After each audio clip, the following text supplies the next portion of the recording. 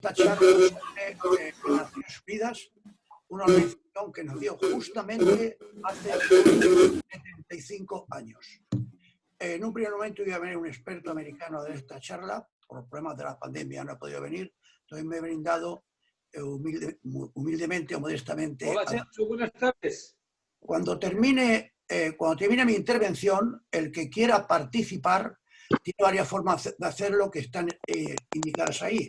Puede entrar por chat, puede entrar por WhatsApp en el teléfono que se indica, o puede mandar un mensaje que leeremos y yo contestaré la pregunta si conozco la respuesta. Y voy a empezar. Las Naciones Unidas son un fruto, un hijo de la Segunda Guerra Mundial, de la Guerra Mundial que comenzó en septiembre del 30.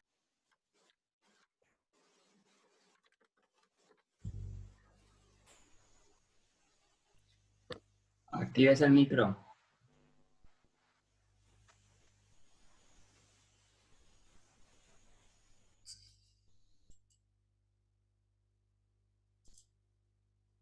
La voz no se oye.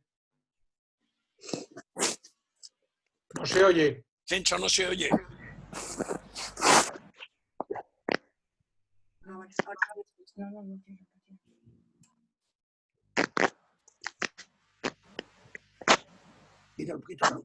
¿Qué tal ahora? Bien. Ahora se oye. Bueno, pues si no se ha oído nada, estaba comenzando diciendo que las Naciones Unidas son un fruto o un producto de la Segunda Guerra Mundial. La guerra que, como ustedes recuerdan, comenzó en el año 39 en septiembre con la invasión de Polonia por la Alemania nazi y concluyó en el 45 en agosto después de la bomba de Hiroshima y Nagasaki que llevó a la rendición incondicional de Japón. Los países vencedores de la guerra y varios neutrales amantes de la paz pensaron en la necesidad de crear una organización internacional con poder incluso coactivo que impidiese que hubiese más guerras o que se paliasen los sufrimientos que había en ellas o que se acortasen y se detuviesen. Y crearon una organización en cuyo preámbulo se dice que las Naciones Unidas, las naciones creadoras del organismo, quieren evitar a la humanidad el flagelo de la guerra que las ha azotado en 2 ocasiones en el siglo XX. Por lo tanto, el primer objetivo de las Naciones Unidas es lograr la paz y la seguridad entre las naciones. Dicho de otra forma, que no haya guerras o que sean abortadas rápidamente. Un objetivo mucho más remoto, al que se le dio mucha menor importancia en el articulado y en el preámbulo, aunque luego ha resultado que en él la ONU ha tenido más éxito que en el inicial, es el objetivo de mejorar el bienestar de la humanidad, fomentar los derechos humanos, promover el desarrollo social, etcétera, etcétera. El inventor verdadero de Naciones Unidas, aunque ahora se cree lo contrario, fue el presidente americano Franklin Delano Roosevelt. Roosevelt sufrió el ataque alevoso de Japón a la base americana de Pearl Harbor en diciembre del año 41 y hubo una declaración de guerra de Estados Unidos a Japón y al final de ese mes de diciembre Roosevelt, que había estado muy decidido a apoyar a Gran Bretaña y a Francia frente a la Alemania nazi, por fin con el ataque de Japón ya pudo quitarse la careta, la ayuda que hacía encubierta podía hacer abiertamente, toda vez que declaró la guerra a Japón y después a Alemania. Entonces Roosevelt, en el mismo diciembre del año 41, había invitado al primer ministro británico Churchill a una entrevista en Washington para coordinar el tema de la guerra, cómo la libraban conjuntamente frente a las 2 potencias del eje y a Italia. Entonces Churchill se le ocurrió la idea un día después del desayuno, subió al cuarto de Churchill, que estaba saliendo de la bañera, y le dijo, la solución es las Naciones Unidas, son las Naciones Unidas, crear un grupo de naciones amantes de la paz y que impidan que haya una guerra. A Churchill le pareció bien la idea. Más tarde tuvieron que convencer a Stalin, que era más reacio, pero por fin Stalin cobró un precio y se unió a la idea de crear un conjunto de naciones amantes de la paz que preservaran la guerra, aunque fuera utilizando la fuerza. Esto lo cocieron los tres líderes que lucharon contra Alemania y contra Japón. Lo cocieron en dos conferencias internacionales muy importantes, la conferencia de Dumbarton Oaks en Estados Unidos y la conferencia de Yalta en la Unión Soviética de la época, y cocieron el esbozo, la idea de cómo iban a funcionar las Naciones Unidas y quién iba a tener el auténtico poder dentro de ellas. Y esto finalmente, esta cocción, este parto, vio la luz, este embarazo, vio la luz en la conferencia de San Francisco, que es precisamente la que hace hoy, 75 años, se clausuraba. En la noche del 25 de junio del año 45 fue la fiesta de despedida y a la mañana siguiente los 50 países participantes firmaron lo que se llama la Carta de la ONU, que es como la Constitución de la ONU, que está en este documento de 111 artículos. En la conferencia de San Francisco, los que mandaban en la guerra, los tres grandes que iban a vencer en la guerra, Estados Unidos, la Unión Soviética y Gran Bretaña, se hicieron un traje a la medida que luego también se lo pusieron a China, porque había que meter un país del tercer mundo entre los vencedores de la guerra, y también a Francia, que era una vencedora ambigua de la guerra, también por fin, quizá por instancia de Churchill, entró en el grupo de 5 grandes.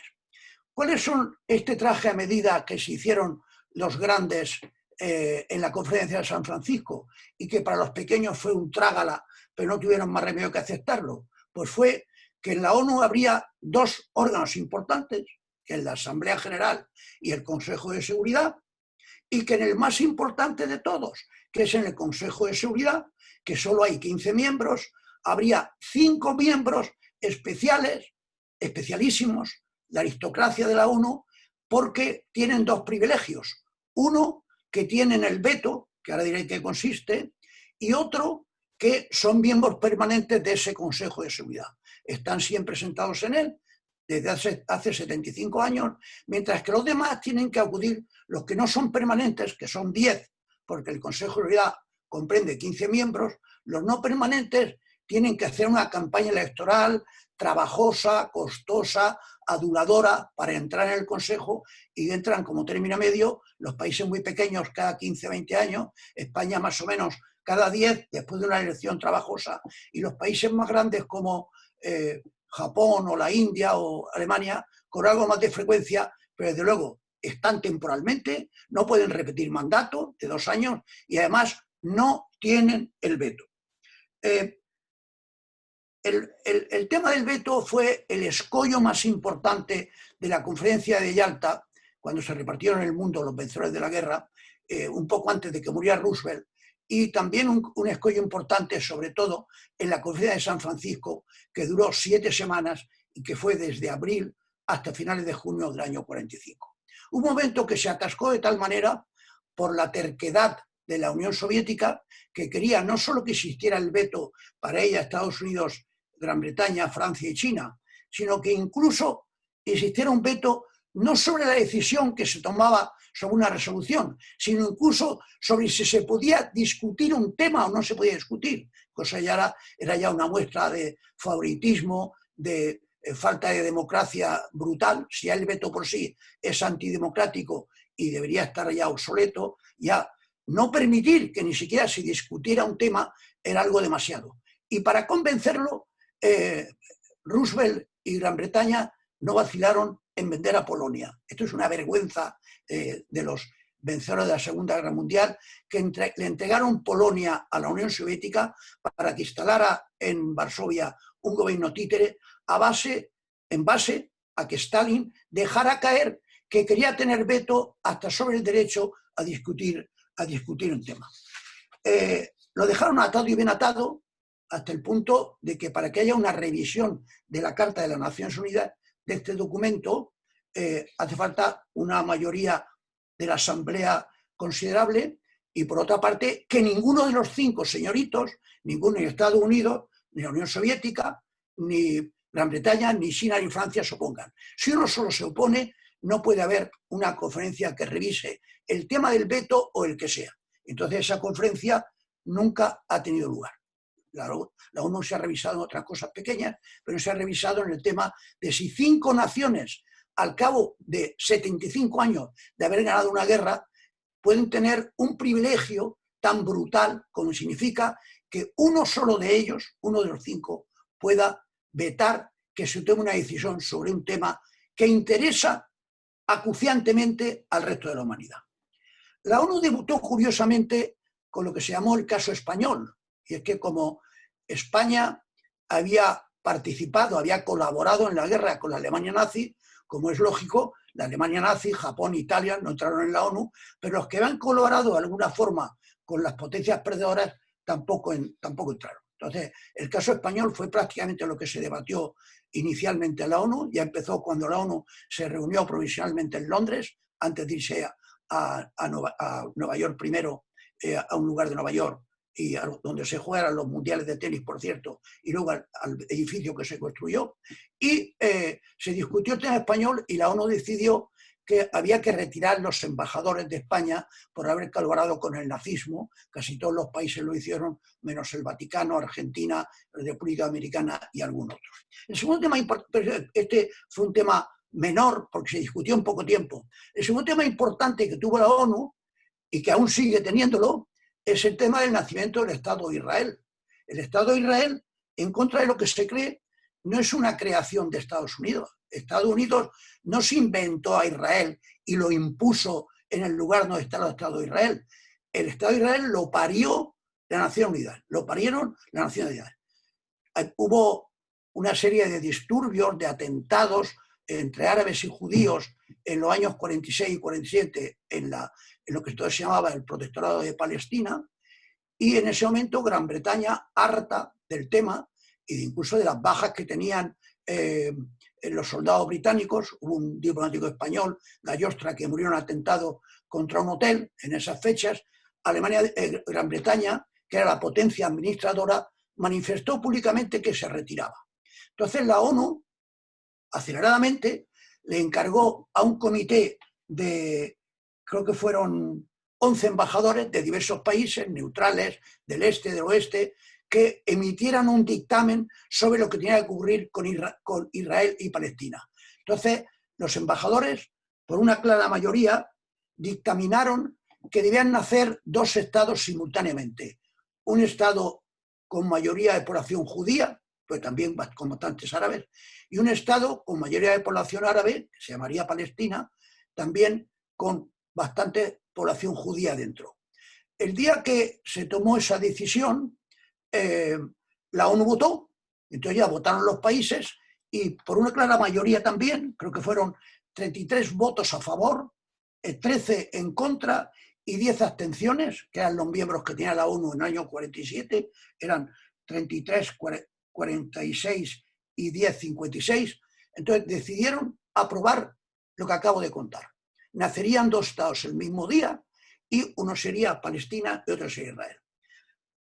Israel inmediatamente declaró su independencia y fue reconocida no solo por Estados Unidos, como se dice, sino también por Stalin. La Unión Soviética la reconoció inmediatamente porque pensando que, habiendo en el Medio Oriente un conjunto de países árabes muy conservadores, muy religiosos, con Israel tendría menos un país más abierto. Y Stalin reconoció a Israel casi a la misma vez que Truman, el presidente de los Estados Unidos. Bien, entonces, como es sabido, esto originó la primera guerra entre árabes e israelíes. Los países árabes no aceptaron la emergencia del Estado de Israel, quisieron derrotarlo y acabar con lo que se pensaba que era un sueño, pero curiosamente, esa es una de las paradojas de la historia, Israel resistió y no lo vencieron, sino que puede decirse que Israel venció en la contienda, curiosamente armado, no con armas norteamericanas, sino con armas fundamentalmente checoslovacas. Entonces surgió el Estado de Israel, no nació lamentablemente el Estado palestino, y es uno de los grandes fracasos de la ONU, que han transcurrido desde el 47 ahora 70 años o más, 72 años, 73 años, y el Estado de Palestino aún no ha nacido. Hay varias guerras en el 56 un conflicto, en el 67 la guerra de los 6 días, etcétera, etcétera. La ONU ha intentado parchear con los cascos azules el enfrentamiento prolongado entre los dos bandos, el bando árabe y el bando judío, entre Israel y los países limítrofes, Jordania, Siria, Egipto, etcétera, etcétera, pero ha logrado parchearlo, pero no ha logrado encontrar una solución. Y ahora, en las conferencias para encontrar una solución al problema del Medio Oriente, la ONU está ausente porque Israel no la quiere ver. Piensa que la ONU ha sido siempre contraria a los intereses de Israel. Y el tercer tema gordo de sus inicios, no voy a tratarlos todos, pues no habrá tiempo, fue la guerra de Corea, que es un caso de libro, porque fue una invasión por la Corea del Norte, la Corea comunista, a la Corea del Sur, no comunista. Fue una invasión pura y dura que iba contra los principios más elementales de la ONU, que era que la agresión no podía ser rentable y que la agresión había que detenerla, que un país no podía invadir otro y que un país no podía absorber a otro. Entonces se produjo literalmente una conmoción en Naciones Unidas.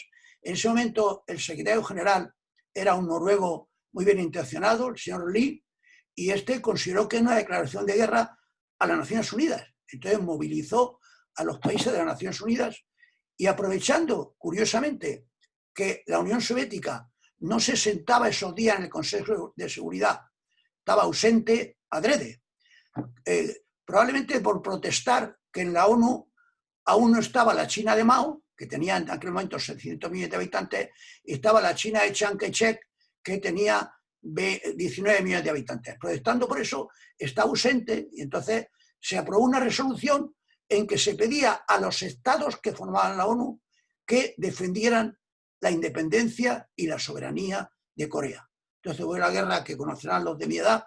Yo creo que me aficioné a la diplomacia siguiendo los avatares de esa guerra. Estados Unidos encabezó una coalición, yo creo que fueron 18 países, que intentaron frenar a los coreanos del norte.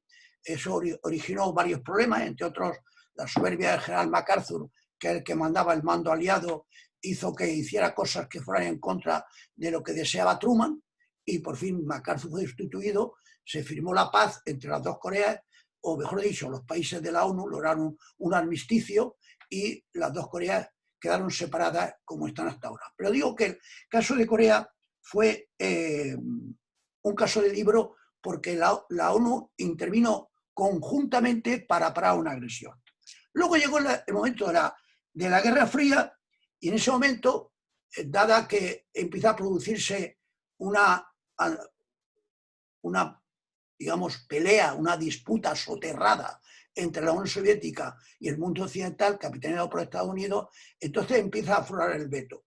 Los temas que escocían a Estados Unidos o a sus aliados podían ser vetados por Estados Unidos, o los temas que escocían a Rusia o a sus aliados eran vetados por Rusia. Este ejercicio del veto, que yo lo considero sinceramente una blasfemia jurídica, aunque los amantes de la ONU piensan que exagero, ha sido más ejercido por Rusia más que por ningún otro país, con una clara diferencia, seguida de Estados Unidos, seguida de Francia, de Gran Bretaña y de China. Pero esto da un enorme poder a los que tienen el veto, porque, como he dicho antes, pueden literalmente detener cualquier acción que quiera tomar el Consejo de Seguridad, la detienen y se para el asunto. Pensemos que hay ocasiones en que un solo país de los permanentes, de los poseedores del veto, para algo y los demás no pueden hacer nada. Por ejemplo, recuerdo la reelección del egipcio Boutros Ghali, un secretario general muy competente, bilingüe en francés e inglés, y que iba a ser reelegido. Los 14 miembros del Consejo de Seguridad, 14 de los 15 querían que fuera elegido, y Estados Unidos lo vetó y no pudo ser elegido. Entonces surgió Kofi Annan, que fue un buen secretario general, pero este hombre fue echado por la puerta de atrás porque uno de los 15 miembros del Consejo de Seguridad se oponía. Y esta es la gran paradoja, y termino con este tema, esta es la gran paradoja de la distribución de poderes dentro de la ONU.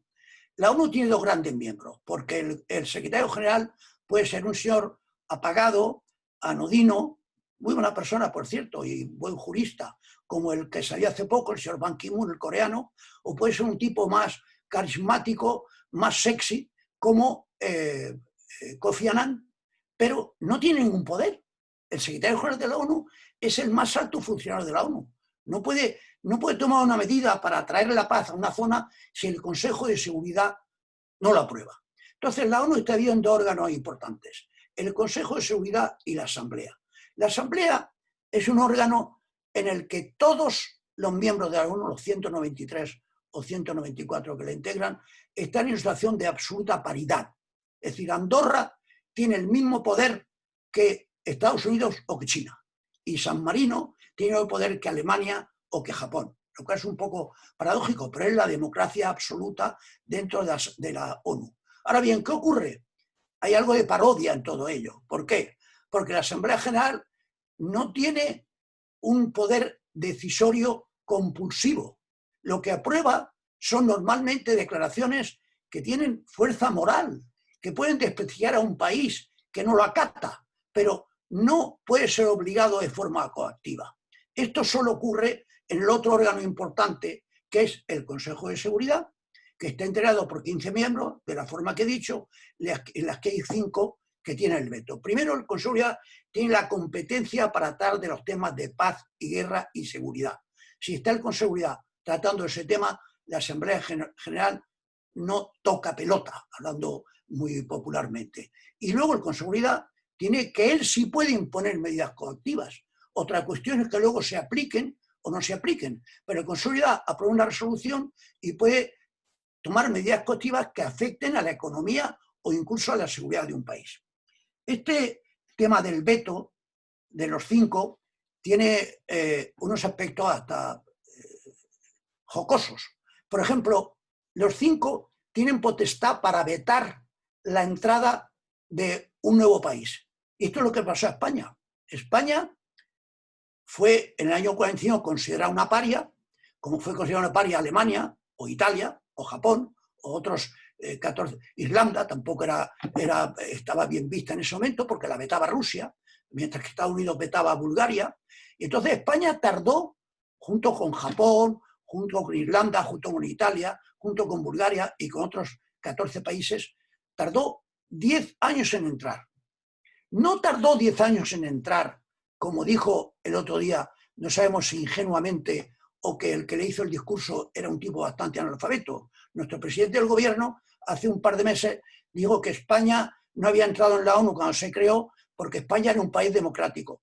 Si esto se dio en la ONU, la carcajada que se da en el Salón de la Asamblea llega hasta el Manzanares. Porque claro, la ONU fue creada por países que no todos eran democráticos. Pensemos en la Unión Soviética. La Unión Soviética vetó a la España de Franco estrictamente por razones políticas. Había colaborado con Alemania, había enviado una división azul a luchar contra los rusos y entonces se la vetaba. Luego llegó Japón, que alcanzó la democracia a los 3 meses de terminar la guerra, impuesta por los americanos, pero bendita sea la imposición de la democracia. Y Japón tampoco entró, tardó 10 años. Alemania también tardó bastante. O sea que esto de que no entramos porque no éramos democráticos es una cosa penosa, una afirmación de carcajada, de un ignorante. No entramos por la razón que acabo de apuntar. Rusia, la Unión Soviética entonces, vetaba a los que no estaban en su cuerda y Estados Unidos vetaban a los amiguetes de la Unión Soviética. Entonces en el año 55, en septiembre, quiero recordar, se llegó a lo que se llamaba un acuerdo de caballeros, un gentleman's agreement, y entonces dijeron los dos grandes, Rusia y Estados Unidos, pelillo a la mar, yo dejo entrar a los tuyos y tú dejas entrar a los míos. Entonces fue cuando nosotros entramos. Luego la guerra, la importancia del veto se ve en otras ocasiones, como la guerra de Irak, la intervención de Estados Unidos en Irak o la actual guerra de Siria. La intervención de Estados Unidos en Irak es mentira, que fue condenada por la ONU, mentira. ¿Por qué? Porque Estados Unidos lo habría vetado. Pero tampoco fue aprobada por la ONU porque Francia y tal vez Rusia la habrían vetado. Entonces, el veto jugó en que Estados Unidos pudiera intervenir en Irak sin que nadie pudiera condenarle. Y al mismo tiempo, el veto impidió que Estados Unidos tuviera la bendición del máximo organismo mundial de la ONU para que pudiera intervenir en Irak, a pesar de que había recomendaciones y resoluciones de la ONU que decían que Saddam Hussein estaba incumpliendo. Y el último ejemplo, por no aburrirles, el último ejemplo en el que la ONU se ha mostrado impotente, podríamos citar varios, pero otro ejemplo, el más reciente y quizá el más sangriento, es la guerra de Siria. La guerra de Siria no levanta en Italia, ni en España, ni en Argentina, ni en Marruecos, no levanta una pancarta para protestar de la guerra de Siria. La intervención de Estados Unidos en Irak levantó pancartas en todo el mundo. La de Siria no levanta pancartas, pero en Siria está produciendo algo con más muertes que en la guerra de Irak. Y hay aproximadamente 430.000 muertos según la ONU, hay unos 4 o 5 millones de desplazados, gente que abandonó su domicilio con una maleta y un atillo, y sin embargo, ¿por qué la ONU no interviene y no mete en cintura al autócrata sirio, al señor Assad?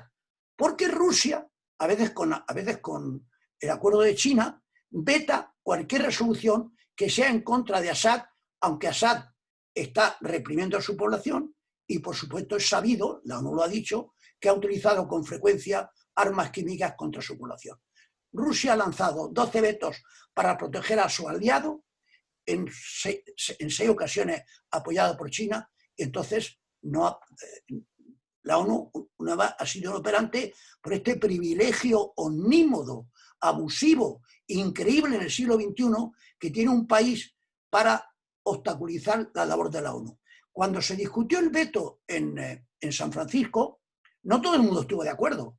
Había países muy serios, potencias medias, que estaban totalmente en desacuerdo con ese privilegio abusivo, aristocrático, poco democrático. Por ejemplo, Filipinas estuvo muy en contra, México estuvo muy en contra, Australia muy en contra, que se ganó la tirria de Estados Unidos, pero no hubo nada que hacer. En un momento determinado, el delegado norteamericano, un señor que se llamaba Connally, cogió el borrador de la carta, el borrador de la Constitución de la ONU, y dijo, ¿puede usted volver a su casa y saber que no hay veto? Pero al mismo tiempo podían ustedes saber que no habrá Naciones Unidas. Rompió el borrador, lo tiró al aire, y entonces todos tuvieron que hocicar y tuvieron que tragar por la existencia del veto. Hubo una votación en la que se vio que la gente no estaba conforme, porque 20 países votaron a favor del veto, 12 votaron en contra y luego 15 abstenciones, 5 se ausentaron, cosa muy frecuente en la ONU cuando uno quiere enemistarse con uno o con otro, que se llama el cuarto de baño, pero en fin, el veto fue aprobado con una minoría, pero tuvo una mayoría no absoluta, y se aprobó, y ahí está el privilegio. Hay otros campos de la ONU en el que yo le daría una nota más alta que en el campo del mantenimiento de la paz y la seguridad internacional.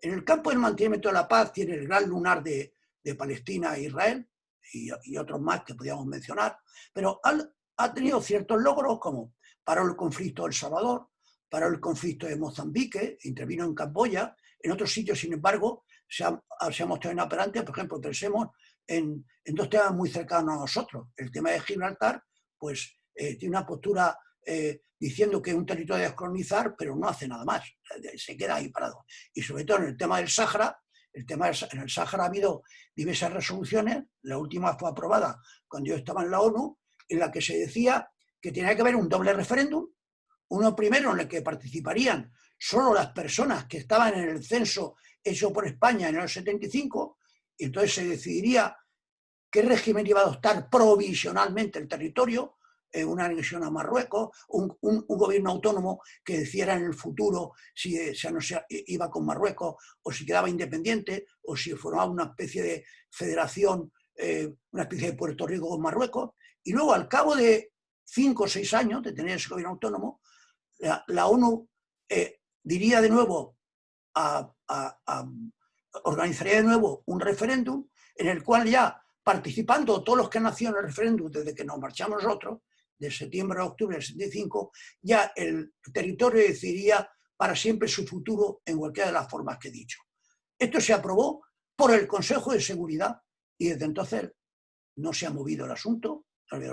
Francia se oponía soterradamente y se sigue oponiendo.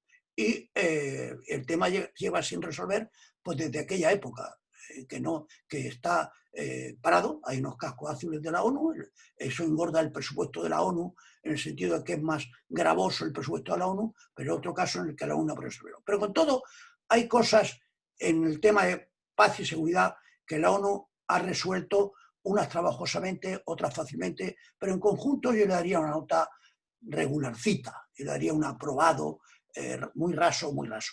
Sin embargo, hay otros campos de la actividad de la ONU en que la ONU ha tenido una actuación, yo diría que más fructífera, más encomiable. Por ejemplo, en el tema de la protección a la infancia, con UNICEF, la ONU ha hecho una labor ingente de protección a la infancia, no siempre con muchos recursos. Luego, en el tema de los refugiados, la ONU ha protegido a miles y miles de personas, le ha dado sustento, le ha dado cobijo, ha montado incluso tiendas de campaña, los ha ayudado a ir a otro país, a miles y miles de personas, muchos miles, desde el año 46 o 47. Y luego otros temas como la promoción de la mujer, con éxito en unas ocasiones, con menos éxito en otras, pero se ha esforzado en la codificación del derecho internacional e incluso con un debe y un haber, con luces y sombras, con la OMS. La OMS, que está de moda, ha hecho una labor en muchos campos muy encomiable también, fructífera, ha extendido las vacunas, etcétera, etcétera, y tiene algún lunar. Por ejemplo, reaccionó muy lentamente en el tema del SIDA, muy lentamente. El director general de la época decía que le preocupaban otros temas más, tuvo una ceguera total. Y ahora mismo en el tema de la pandemia del coronavirus ha tenido en un segundo momento una actuación eficaz, pero en un primer momento tampoco se percató o no quiso percatarse, no se percató probablemente, de la gravedad intrínseca del tema e incluso fue un poco condescendiente con la actitud de China. Pero en fin, hay diversos campos, en el terreno humanitario, en el terreno social, en el terreno de protección a minorías, en que la ONU ha hecho un papel muy importante. Y voy a terminar. Yo diría que los lunares, hay otros grandes lunares de la ONU, el tema del desarme. La ONU también fue creada para que los países no se armasen más, se desarmaran. Y sin embargo, tenemos la gran paradoja. ¿Quiénes son los países que más venden o más compran armas en el mundo? Pues precisamente los países que tienen que velar por la paz y la seguridad internacionales. Los 5 grandes. Estados Unidos, Rusia, Gran Bretaña, China y Francia.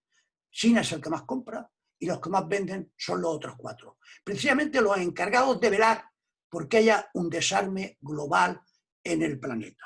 Luego, otro lunar que tiene es la protección de los derechos humanos, en la que ha hecho avances en ciertos casos, pero en otros ha tenido una actuación tímida. Y luego el tema está totalmente politizado porque en la ONU hay una comisión encargada de velar los derechos humanos, integrada por 30 y tantos o 40 países. Resulta que en esa comisión con frecuencia están sentados como miembros de pleno derecho países que son claros violadores de los derechos humanos. Esta es la gran paradoja. Podríamos citar, China ha sido frecuente miembro de la Comisión de Derechos Humanos y ya sabemos que los derechos humanos no es la cosa que más se respeta en China. Como he dicho antes, o lo he insinuado, la palabra democracia no aparece nunca en el texto de la ONU. Es decir, que el objetivo de la ONU no era buscar el asentamiento de la democracia en el mundo. Y termino. ¿Cuáles son las razones? Las he dicho ya, pero las resumo.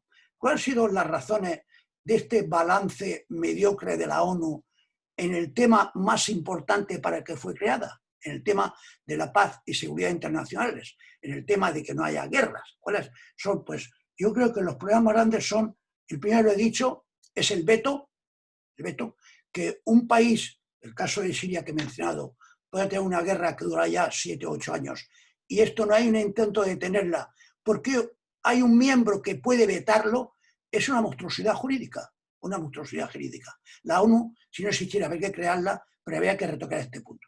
El segundo tema es que los estados son bastante tacaños. La ONU no tiene un banco, la ONU no tiene un legado que le han dado 40 millonarios del mundo para que hagan el bien y pueda, por ejemplo, montar un ejército que pare la barbarie en el Congo cuando hay barbarie, o que pare lo de Siria, no.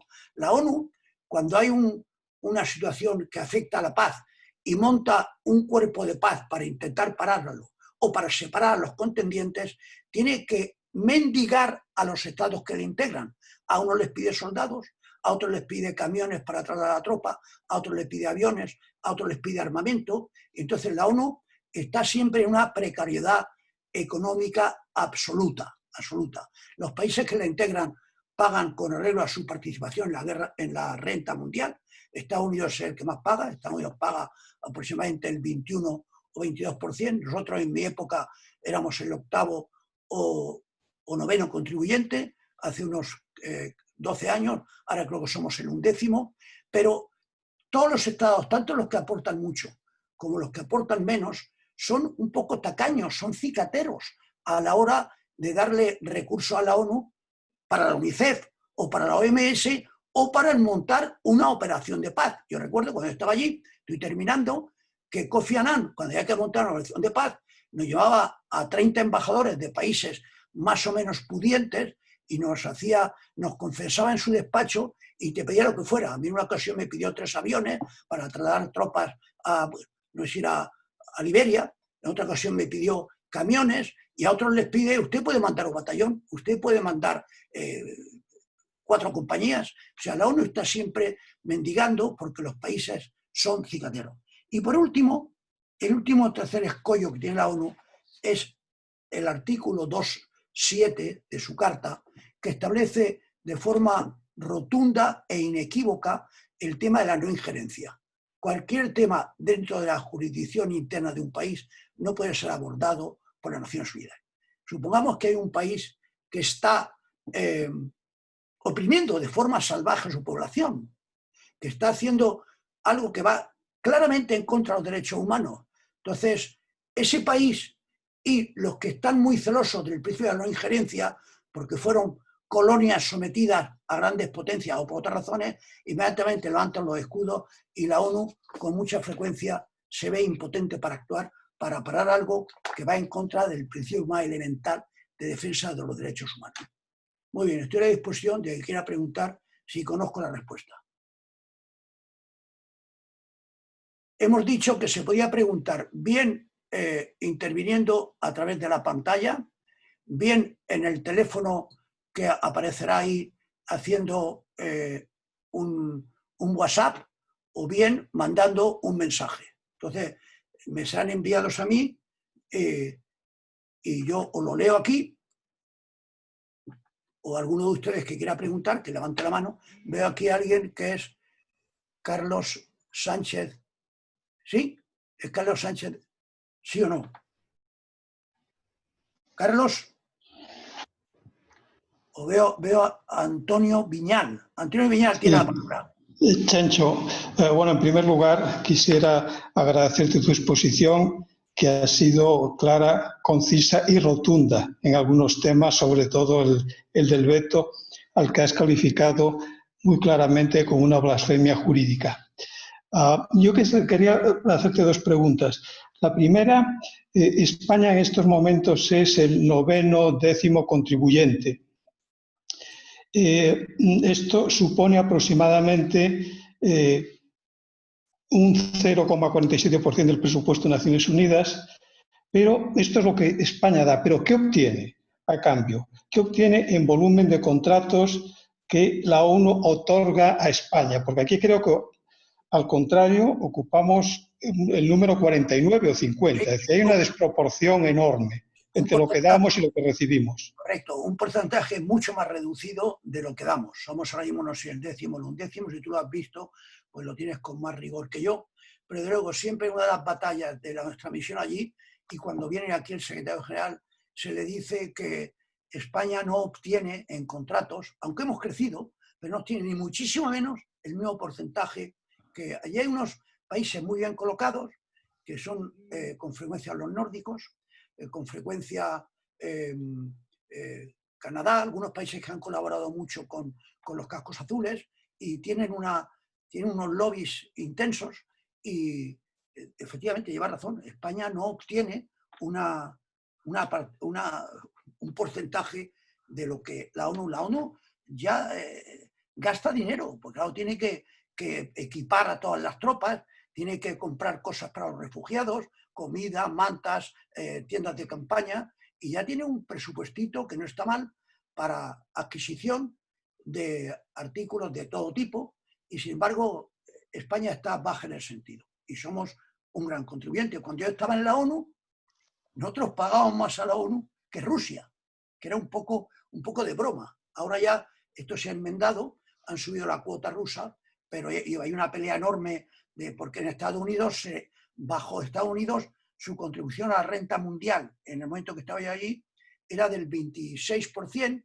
y sin embargo unilateralmente dijo que no pagaba más del 22%, que estaba ya bien, y hubo que tragarlo porque si no se rompía la baraja. Algunos estábamos en contra, algunos incluso aliados de Estados Unidos como yo, decíamos muy sotoboche, porque si me iban en Madrid en el ministerio me podían cortar el cuello, que era una decisión unilateral abusiva de Estados Unidos. Pero respondiendo a tu pregunta, efectivamente España recibe mucho menos de lo que aporta. Una última pregunta y ya termino en relación con el veto. En el artículo 109 de la Carta está previsto que la reforma, el tema de la reforma, se incluya en la agenda todos los años, en la agenda de la Asamblea General, a partir de la 10ª Asamblea, dice el 109. ¿Ha habido alguna novedad en relación con esto? ¿Se sigue incluyendo? En la 10ª Asamblea no hubo esa revisión que prometieron los grandes prometieron varias cosas. No prometieron, por ejemplo, lo que quería Australia, que para ejercer el veto tuviera que haber 3 grandes que lo pidieran, no solo uno.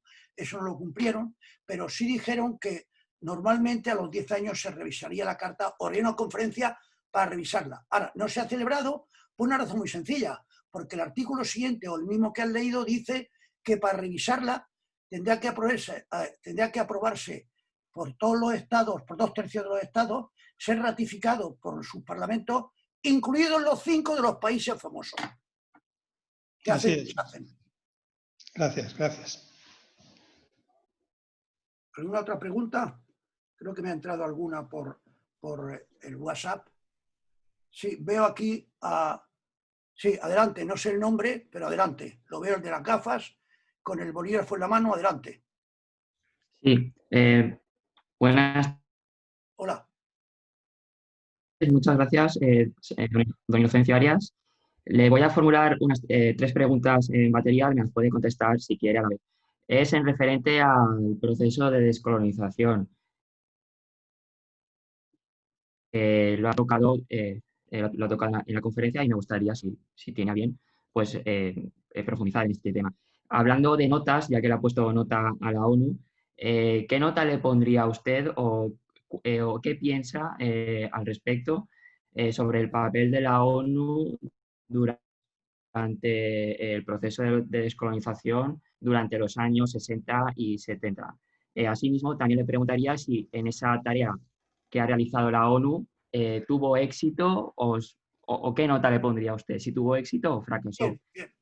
Y luego, por último, perdóneme que le interrumpa, le digo le pregunto si los órganos del Consejo de Seguridad y de la Asamblea General de la ONU, si considera usted que son espacios de neocolonialismo donde estas antiguas colonias pues votan o son o tienen la misma línea de acción, de pensamiento que sus antiguas potencias a la hora de realizar votaciones en estos órganos. Bueno, sobre esto último no se puede generalizar. Hay un grupo de países que se llaman los no alineados, que está muy desdibujado, que había ocasiones que votaban en bloque, y entonces tanto la Unión Soviética como Estados Unidos tenían que cortejarlos, pero yo diría que ese grupo se ha desdibujado y ya depende. Hay países del tercer mundo que votan con frecuencia con Estados Unidos, y otros países del tercer mundo, o con Francia, o con Gran Bretaña, y otros países del tercer mundo que votan con la Unión Soviética. Los no alineados se han desdibujado. Estuvieron muy pujantes en los 50, en los 60, se han desdibujado. Y lo tocante a la otra pregunta, la descolonización, la ONU, debí mencionarlo, jugó un papel importante en la descolonización. Desde el momento que empezaron a entrar países de cierto peso que habían sido colonias, como la India, como Indonesia, pues de ese momento se formó un bloque de países que querían fomentar, impulsar, acelerar la independencia de otros, entre ellos la independencia de la África francófona, de la África anglófona, y la ONU jugó un papel. Ahí le daría buena nota yo a la ONU. Vale, muchas gracias. Creo que el señor Fraile, miembro del Miguel Pérez Fraile del club, quiere hacer una pregunta.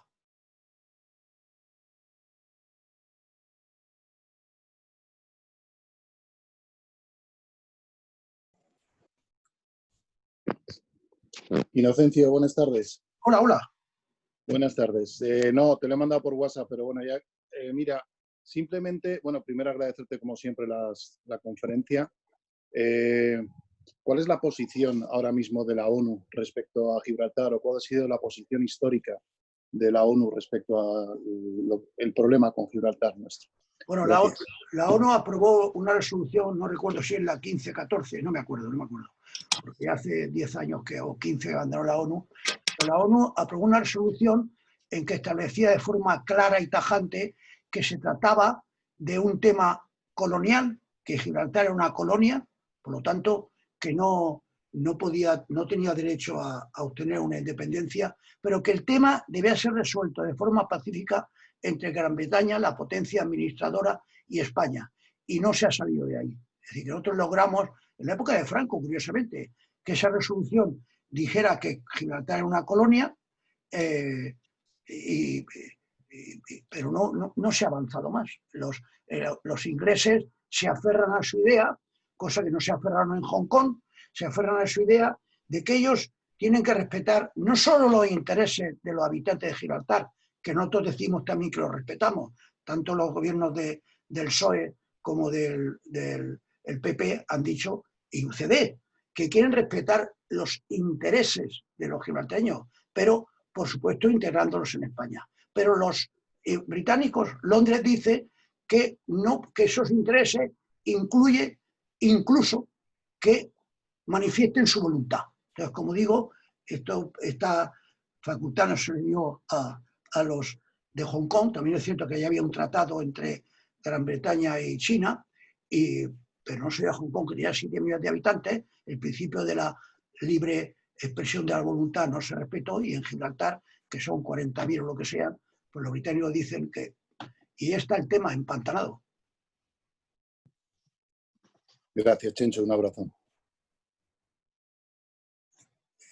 ¿Alguien más? Pregunta de Jaime BV, ¿qué posible solución ve usted para que la ONU, o la ONUDI, claro, ¿a qué se refiere?, sea más eficaz en... Si se está refiriendo a la ONU, pues que la ONU sea más eficaz, ya está en lo que acabo de decir, que desapareciera la barbaridad del veto, ¿cierto?, que los estados tuvieran menos en cuenta sus intereses y de sus amiguetes o sus clientes, y tuvieran más en cuenta los de la comunidad internacional. Y entonces si los estados fueran puros y seráficos, entonces a la hora de proteger a un país que está haciendo fechorías, se olvidarían de eso y dirían, tengo que ser honrado, honesto y respetar la ley internacional, y aunque sea amigo mío, como está haciendo trapacerías, violando los derechos humanos, desencadenar un conflicto, yo no lo apoyo y no veto nada. Pero esto no está ocurriendo, Entonces, a ver, tengo más preguntas. A ver. Don Francisco Cal tiene otra pregunta. Sí. Otro miembro del club. Hola, buenas tardes, Chencho. Hola. Enhorabuena por la exposición, que he considerado muy instructiva y al mismo tiempo muy amena. Lo que pasa es que te deja un poco triste al ver la ineficacia en muchos temas de la ONU. Sin embargo, hay un organismo que tú debes conocer bien, que es la Organización de Aviación Civil Internacional. Es OACI en español, más bien en francés, o ICAO en inglés, que creo que ha contribuido muchísimo al desarrollo de hecho, prácticamente la aviación tiene una única normativa en todo el mundo. Evidentemente, cuando se establecen una normativa y dicen, no obstante, los estados son soberanos, pero prácticamente no hay ningún estado Perdona, que está se hablando de la atreva OACI, es que me estaba modificar. entrando una llamada. Sí, continúa, perdona. No, quiero decir, ¿qué opinas tú? Supongo que conoces bien eso, del funcionamiento. Bien, es verdad que la Dirección General de Navegación Aérea de OACI la ostenta siempre alguien de la FAA de Estados Unidos. Sí, Por pero lo es tanto, eficaz. impone, Pero es eficaz. La pero es OACI ha sido eficaz efectivamente. en lograr acuerdos internacionales, Sí. ha sido eficaz, como igual la Unión Postal Universal, son Sí. organismos en teoría técnicos, pero cuyo funcionamiento afecta a la vida de muchas personas y al eficaz desarrollo de la economía. Ahí la ONU no se le puede, la OACI ha sido eficaz. Sí, porque hoy ya empezó con un librito así como el que tú has enseñado, que es el Tratado de Chicago de 1945, pero hoy tiene 17 o 18 anexos enormes donde se contiene toda la normativa de la aviación civil y es un organismo de la ONU. Sí, y un organismo de la ONU. Si yo sostengo, lo he dicho resumidamente, que la ONU tiene mejor nota en los temas periféricos, que en aquel momento no eran consustanciales a la idea de crear una organización a la que tuvo Roosevelt, porque la idea partió literalmente de Roosevelt y luego la prosiguió Truman. Roosevelt murió cuando estaba empezando la conferencia de San Francisco. Aún no se había rendido a Alemania. Entonces Truman, sin embargo, una de sus primeras declaraciones dijo: la voluntad del presidente Roosevelt era que esto siguiera adelante, la conferencia de San Francisco no se detiene y hay que hablarlo. Y lo que es más, Truman, que era un hombre al que Roosevelt debía apreciar humanamente, pero no lo había dejado entrar en la sala de la habitación de guerra de la Casa Blanca, donde se tomaban las disposiciones de Roosevelt con sus generales. Y no le había dicho que estaba a punto de alcanzarse la bomba atómica. Pues Truman fue una persona, sin embargo, un presidente responsable y siguió con la misma idea y el mismo interés. Pero, repito, en los temas básicos de la ONU, lo que el artículo primero del preámbulo de la consecución de la paz y seguridad internacionales, la ONU tiene una nota así. En los temas periféricos, a los que se le daba importancia, tiene mucha mejor nota. También trae uno aquí. Pregunta aquí alguien cuál sería la solución en el tema de la no injerencia. Bueno, pues que el principio de la no injerencia no fuera tan sacrosanto. Que un país intervenga en los asuntos internos de otro debe ser totalmente condenable e impedido. No se puede ingerir Francia en los asuntos de España, ni España en los de Portugal, ni Portugal en los de Marruecos, y así sucesivamente. Pero un país que está violando principios fundamentales del derecho internacional, de los derechos humanos, etcétera, que la comunidad internacional tenga enormes dificultades para intervenir, porque es un tema interno. Es decir, si ataca a un país, sí puede intervenir, pero si está masacrando a su población, ya la ONU tiene enormes problemas. Entonces, esto tendría la ONU que tener el principio de no injerencia, tendría que ser sacrosanto para si uno interviene en los temas de otro, pero no para si la comunidad internacional interviene o quiere intervenir. Tengo más aquí, pero... Santiago Martínez Laje quiere hacer otra pregunta.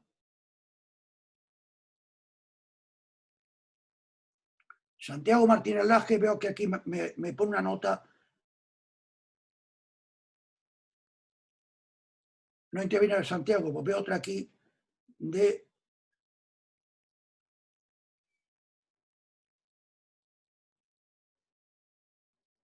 Pablo Reverte. ¿Cuál sería desde su punto de vista la solución para que la ONU tenga peso específico en la paz mundial? ¿Cómo se puede evitar el veto? El veto no se va a evitar nunca, porque la única cosa que siempre están de acuerdo los cinco grandes, los cinco aristócratas, es: mi veto no se toca. Hay ocasiones en que ellos están en desacuerdo en algunas cosas. Otras ocasiones es que están en desacuerdo en algunas cosas, pero solo en la forma, no en el fondo. Pero hay una cosa en la que están siempre de acuerdo: mi veto no se toca. Y el artículo 109 de la ONU, que ha leído alguien, lo establece de forma sacrosanta. Por lo tanto, es una quimera pensar que se va a... Hubo un momento, hace unos 15 años, en que se intentó que el Consejo de Seguridad fuera, por así decir, menos aristocrático, que entraran países que tienen actualmente un peso muy considerable en el tablero internacional. Por ejemplo, es una paradoja enorme, hoy en el año 2020, que Francia sea miembro permanente del Consejo de Seguridad, con derecho a veto, y siempre sentada allí, y que Alemania tenga que pelearse cada 5 o 6 años, a veces dándose codazos, y a veces derrotada por Suecia o por nosotros o por quien sea en la votación, y que tenga que a codazos querer entrar cada 5 o 6 años y no tenga el veto. Eso es un poco una incongruencia. Otro tanto ocurre con Japón, que es el segundo contribuyente económico a la ONU. Otro tanto ocurre con la India, que tiene 1.180 millones de habitantes. Pero claro, cuando se planteó que entrara alguno de ellos, varios de los grandes no querían, pero se escudaban en los que éramos intermedios. Que los que éramos intermedios decíamos, si estamos irritados, hastiados, cansados de que haya una aristocracia de 5 países, ¿por qué vamos a crear otros 3 o 4 aristócratas? Y una vez al embajador japonés, que era un señor muy cortés, en una conferencia internacional en Japón, en La Habana, en que los dos estábamos de observadores, se dio este tema y le dije, embajador, su país con respecto al mío, hay tal diferencia en el peso específico, en la economía y todo, que yo sería partidario de que usted ascendiera. Ahora es que usted me está pidiendo que usted pase a ser general, como Gran Bretaña, China, Rusia, Estados Unidos y tal, y yo me quedo de soldado. Digo, ya tanta diferencia entre ustedes y yo no hay. Digo, yo no me puedo quedar de soldado si usted pasa a general. Si ahí me hacen coronel, pues a lo mejor. Digo, yo soy el 8º contribuyente económico a la ONU. Entonces sonrió, y luego se separó con otro japonés que era su subsecretario, y le dio a decir, este español es un loco. Pero en fin, es que en aquel momento nos opusimos a que se creara, y luego, claro, Francia pensar que Alemania pudiera entrar al Consejo de Seguridad desplazando a Francia, eso se conmovería hasta Juana de Arco. Tengo otra aquí. Las 5 potencias permanentes son nucleares militarmente hablando. La ONU evita y controla que otros países no entren en ese club. No estoy totalmente de acuerdo. Las 5 potencias son nucleares militarmente hablando, pero hay otras nucleares. Está Israel, está la India, está Corea del Norte y varios. África del Sur estuvo a punto de tenerla y ahí intervino la ONU y fue desmantelada. Hay varias potencias. Está Pakistán, que tiene la arma nuclear. Hay varios, pero ellos deberían evitar que el club nuclear creciera, pero hasta ahora lo han podido evitar en ciertos casos, pero en otros no. Ya he citado la India, Pakistán, Irán está buscándola desesperadamente, Israel la tiene y por lo tanto el club nuclear se ha extendido lamentablemente. Y en realidad muchos podríamos tenerla, tampoco es tan costoso, pero hay gente que se ha contenido. África del Sur, por ejemplo. Tengo aquí otra de Begoña. ¿Qué perspectivas de futuro ve para la ONU? ¿Se mantendrá? ¿Se reformará? ¿Perderá poder? Yo creo que la ONU seguirá. He dicho antes que si no existiera habría que inventarla. En una ocasión es eficaz, en otra ocasión es inoperante, pero sirve con todo como un foro importante para discutir los problemas mundiales y para que todos los países hagan oír su voz allí. Quizás lo hacen oír en la Asamblea General, que aunque es democrática, como he dicho antes, tiene una lacra, tiene un lastre, y es que lo que se aprueba, ya le he dicho, no es obligatorio jurídicamente, pero al menos los países tienen una plataforma, un púlpito en el que expresarse y decir cómo va la situación mundial. Pero luego, claro, el tema de quién detenta el poder, que son el Consejo de Seguridad globalmente considerado y los 5 grandes, eso está ahí y es inamovible. Yo creo que la ONU ha perdido importancia últimamente. Hay varios temas conflictivos en el mundo que no se han tratado allí. El tema de, como he dicho, el tema de Palestina se le ha escapado a la ONU. Ha habido otros conflictos en Iberoamérica que tampoco ha intervenido la ONU, en otros sí, infelizmente. Pero la ONU, yo creo que se oye menos lo que dice la ONU. En Estados Unidos está un poco más desprestigiada. Estados Unidos ha producido una transformación brutal en su consideración de la ONU. La amaba desesperadamente en los primeros años, incluso en un momento determinado en la guerra del 56 entre Israel, Francia y Gran Bretaña contra Egipto, cuando se nacionalizó el canal de Suez, Estados Unidos quería tanto la ONU que votó en contra de sus aliados, de Francia y de Gran Bretaña, e incluso amenazó a Macmillan, creo que era el primer ministro británico, de que iba a influir para debilitar la libra esterlina. Entonces, Estados Unidos ahí jugó totalmente con la ONU y no con su aliado. Después, desde el año 70, cuando los árabes invadieron de nuevo Israel, ya Estados Unidos ha ido inclinándose al lado de Israel, algunas veces a regañadientes, otras muy voluntariamente, y yo diría que de los vetos que ha lanzado Estados Unidos, que deben ser 80, Rusia ha lanzado 122, de los vetos que ha lanzado Estados Unidos, 39 o 40 tienen que ver con el tema de Israel. ¿Alguna otra pregunta? Que tengo aquí más. Fernando Jáuregui pide la palabra y Santiago Martínez Laje también. Bueno, pues la tienen. Si lo consigo. Ahí está Santiago Martínez Laje. Me parece que suena, ¿no? Porque veo amarillo la pantalla. ¿Se me oye? Sí, perfectamente. Gracias.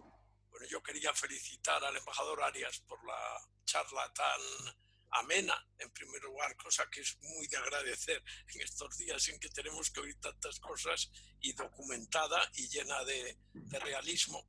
La pregunta que tenía que es, el comentario tiene mucho que ver con dos que se han formulado anteriormente en relación con la descolonización.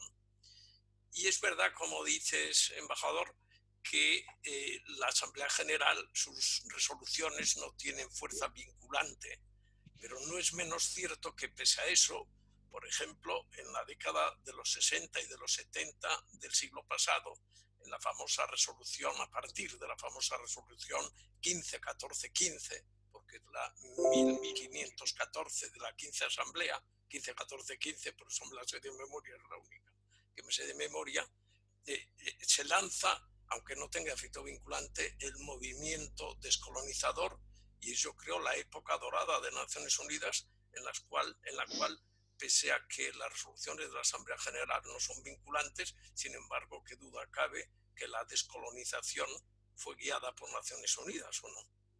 Sí, no, la Naciones Unidas jugó un papel importante en impulsarla. Del momento que se independizaron países con peso económico, demográfico, etcétera, ya mencioné antes a la India, ya mencioné a Indonesia, entonces, y luego cuando ya Nigeria, que también tiene 100 y pico millones de habitantes, entonces esto empezó a correrse y vino la avalancha de independencias africanas, asiáticas, y la francófona, la anglófona, pero con todo, la ONU ha hecho un buen papel en la descolonización. Yo no tengo la menor duda. La impulsó y la fomentó.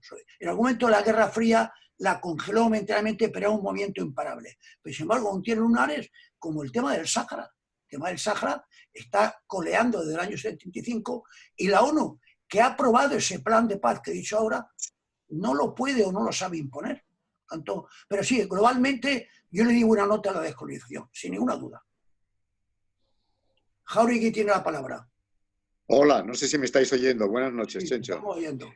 Lo primero de todo, me disculpo porque me he incorporado tarde, por motivos laborales, me he incorporado tarde a este chat y no sé si lo que voy a preguntar ha sido ya preguntado, pero si lo ha sido, pues oye, me despachas y en paz. Yo quería preguntarte, Chencho, si tú crees que es beneficioso para un país el hecho de que su canciller de Exteriores, su ministro de Exteriores, o ministra en este caso, pretenda ocupar un cargo importante en una organización internacional, como puede ser la Organización Mundial del Comercio. ¿No da la sensación de que lo que quiere ese ministro de Exteriores o ministra es salir corriendo de un gobierno en unos momentos conflictivos y ocupar un puesto importante? ¿No debilita un poco eso, en el caso este, a España? Bueno, pero es curioso que los dos ministros de Exteriores, el señor Borrell, que estaba haciendo, en mi opinión, una buena labor y que era un freno importante contra las pulsiones independentistas de Cataluña, y que fuera de España era un fantástico portavoz para desenmascarar las patrañas de los independentistas catalanes. Es muy curioso que se marchara a un puesto que está bien si la Unión Europea fuera una unidad cohesionada y fuerte al tomar decisiones en política exterior. Pero como con frecuencia en un 60% de las ocasiones la Unión Europea está dividida, eso fragiliza el papel que puede jugar Pepe Borrell siendo un buen diplomático, buen políglota y teniendo las ideas muy claras. Es decir, que yo, sinceramente, a no ser que estuviera incómodo en España de ministro de Asuntos Exteriores, con un gobierno o con otro, yo no cambiaba el puesto de don José Borrell por el canciller, por el ministro de Asuntos Exteriores de España. Yo no lo cambiaba. La señora ministra actual, que parece una persona bien intencionada, de buen corazón, que también habla idiomas, yo creo, también habría que preguntarse, no la conozco, repito, a Borrell sí lo conocía, trabajé con él y rindo homenaje a su intelecto. La señora no la conozco, pero quizá la señora se percata de que aquí como ministra de Exteriores tiene un papel secundario en el gabinete, que evidentemente a todas luces lo tiene, y que presidiendo una organización internacional va a tener más autonomía, si me apura, hasta un mejor sueldo, y que va a estar más conforme con lo que hace, con algunas de las cosas que probablemente tiene que estar haciendo ahora. Pero como no la conozco, me causa buena impresión, pero no la conozco. Pero es curioso que los dos ministros de Exteriores, uno se marchara cuando estaba haciendo un papel impresionante, porque claro, un ministro de Exteriores fuerte, que hable bien idiomas, que conozca el dossier catalán, es una perla para el gobierno español. Es oro molido, porque en estos momentos, ¿qué es lo que más desprestigia a España en el extranjero? Que el gobierno haya manejado mal la pandemia. Hombre, eso nos da mucho lustre, no, sin ninguna duda no. Es decir, que nos diga el Economist que somos uno de los dos países desarrollados que peor lo ha llevado, nos da lustre. Pero mucho peor es la quinta columna de los separatistas catalanes, mucho peor, que constantemente en sus llamadas embajadas cuentan que España es un país corrupto, que en España no se respetan los derechos humanos, que en España se tortura, etcétera, etcétera. Eso nos hace un daño enorme a la imagen de España, enorme. Ya puedes crear tu marca España y lo que sea, eso nos hace dando conferencias constantes en universidades suecas, norteamericanas, nos hace un daño enorme. Si había una persona que era un dique competente, locuaz y brillante orador, como Pepe Borrell, y se ha ido, pues yo me quedé pasmado cuando vi que Borrell se marchaba, porque ¿cuál es el problema más grande que tiene España planteado? Ahora mismo el económico, porque vamos a ver lo que nos va a caer con la pandemia. También ahí vamos a batir marcas, lamentablemente. Pero después del tema económico, debe ser coyuntural. España saldrá de esta cima económica en 2 o 3 años. Pero el otro tema está ahí. Y marcharse Pepe Borrell, para mí me quedé lívido. Pregunta siguiente. Y vamos a terminar dentro de poco porque ha pasado más de 1 hora. A ver, bueno, alguien más quiera, veo aquí, pero no veo claramente quién es. ¿Alguien más quiere hacer alguna pregunta o cortamos ya y nos despedimos? Le contesté a Pablo Reverte, que lo veo por ahí, a Martín Leaje, a Cal, a Pérez Fraile. Bueno, pues veo que no hay más preguntas. Pues entonces, sí que hay, Chencho. Te está pidiendo la palabra Carlos Sánchez Boado y otro compañero. Pues tiene la palabra, Carlos Boado, que siempre interviene. Tiene preguntas también El micrófono. Carlos Sánchez Boado puede preguntar. Y este también. Tiene el micrófono cerrado. Carlos, tienes el micrófono cerrado. Carlos, abre el micro. Y también veo que quiere preguntar López Jorrín. Estoy viendo en el, Eso es. en el que me tiene. ¿Me oyes ahora, Chencho? Sí. Ahora te oigo perfectamente. Sí, te decía que de embajador a embajador no te puedo dar la razón totalmente con Borrell, porque yo creo que el papel que puede hacer Borrell en la Unión Europea va a frenar en el exterior las actuaciones de los catalanes, por decirlo así, de los separatistas. Vamos a tener un frente más cubierto con el que tengamos aquí en España, pero cubierto externamente. Así que la labor yo creo que puede ser muy importante. Bueno, en el caso de la ministra... Ojalá, yo pagaría porque lleva razón. Ahora bien, él va a tener una gran influencia en que un país como Letonia o como Eslovaquia no tenga una veleidad de reconocer algo oficial de la supuestamente independiente Cataluña. Ahora en Indonesia o en o en Zimbabue, o en África del Sur, o en Nigeria, o en Costa Rica, como ministro español lo tenía más importante. Pero tu punto de vista es interesante. Le quitará la ayuda que pueda dar la Unión Europea a Costa Rica. Bueno, Costa Rica no es inquietante. Costa Rica, lo digo. Ya lo he dicho en broma, ya lo he dicho en broma. Bien, pues, ¿alguna pregunta más o le paso la palabra a López Jorrín? López Jorrín tiene la palabra y concluiríamos. Vale. ¿Puedo? José Ángel, adelante, adelante. Vale.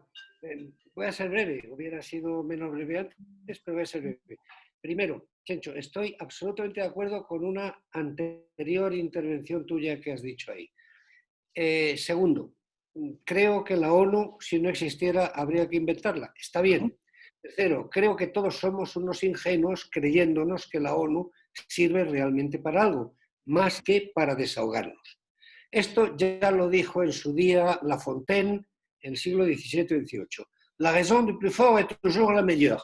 Solo la razón del más fuerte es la que prevalece. Y ya está. Y eso es lo que ha pasado. Y por eso el veto va a seguir siendo el veto y por eso todo esto va a seguir siendo lo que va a seguir siendo. Entonces, aquí usamos la ONU ¿para qué? Para montar espectáculos en el espacio mediático. Para decir esto, pero realmente servir solo sirve para cosas marginales o de segunda importancia.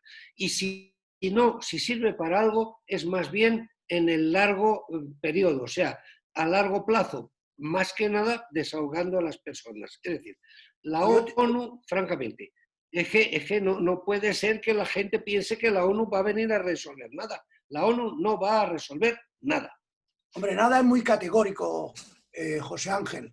Yo creo que la ONU, en la época de la Guerra Fría era más complicado, pero ahora, excepto en aquellas ocasiones que está envuelto uno de los grandes, que son muchas, o un cliente de los grandes, la ONU puede solucionar problemas, mediar en conflictos, imponer sanciones, etcétera, etcétera. Pero desde luego, las esperanzas depositadas en el organismo cuando nació, eso no han sido para nada satisfechas, sobre todo en el tema más importante para el que fue creado. Ahora que no sirve para nada, es un poco fuerte, para algo sirve. En los refugiados, por ejemplo, ha hecho una labor ingente, en la UNICEF ha hecho una labor ingente, etcétera, etcétera. En ciertos países ha servido para promocionar a las mujeres, que es un tema importantísimo.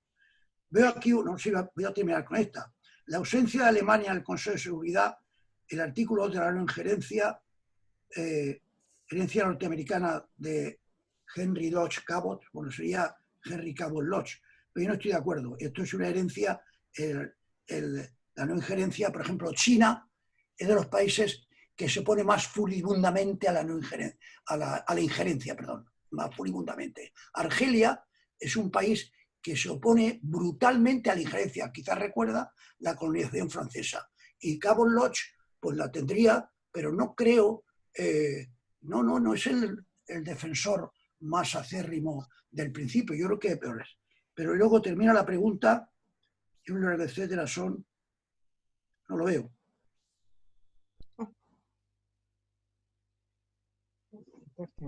Existe luego aquí una pregunta de Miguel Ángel Alario que dice, ¿existe alguna posibilidad de arreglar el problema de los territorios ocupados? Y yo digo, si es el tema de los territorios ocupados por Israel en Palestina, pues lo veo complicado, y más ahora. Debería haberlo. Esto es una injusticia flagrante, clamorosa, que naciera el Estado de Israel y no naciera Palestina, y los palestinos lleven esperando 63 o 73 años, es algo que clama al cielo. Ellos metieron la pata a los árabes invadiendo Israel el día que Israel declaró la independencia. Fue una metida de pata criminal, que ya volvió a Israel contra la ONU porque pensó que tuvo que defenderse solo, sin la ayuda de nadie, y luego otras de las guerras que ha habido entre ellas, algunas iniciadas por Israel, por ejemplo la de los 6 días, pero la de otras los árabes han tenido un comportamiento, pero en fin, hayan tenido el comportamiento que hayan tenido, es una injusticia clamorosa. Ahora esto ha empeorado ahora, y con el presidente americano más. Israel ha seguido creando asentamientos en zonas claves del territorio que está asignado teóricamente para Palestina, para la futura Palestina, lo cual va a hacer un mapa que va a ser increíble, va a ser como un salchichón que se corta y luego continúa una carretera, algo totalmente demencial, y ha dicho que Jerusalén es la capital de Israel, cosa que la ONU no reconoce, y sin embargo Trump lo ha apoyado. Por lo tanto, esto va a crear problemas a corto plazo. Y luego la propia ONU, cuando aprobó resoluciones sobre Palestina, aquí ya vino un gran error, aprobó una resolución que es la famosa 242, que tiene una redacción tan ambigua en función de la lengua en la que se leyera, que fue después de una de las guerras. Entonces la ONU pidió que Israel se retirase de los territorios ocupados. Y eso es la versión francesa. En la versión inglesa ponía de territorios ocupados, por lo tanto no de todos. Y esto ya creó un galimatías jurídico del que aún padecemos. Bueno, termino. Ahora me están llamando alguien más. No puedo atender el teléfono. En fin, creo que vamos a terminar. Hay más preguntas, pero creo que llevamos 1 hora y 20 y no quiero cansarlo a ustedes. Yo aún me queda voz, pero nada, muchas llamadas perdidas, gente que pregunta cosas que no son muy legibles. Pero nada, muchísimas gracias a todos ustedes y espero vernos en alguna otra ocasión pronto. Hasta luego. Gracias. Adiós.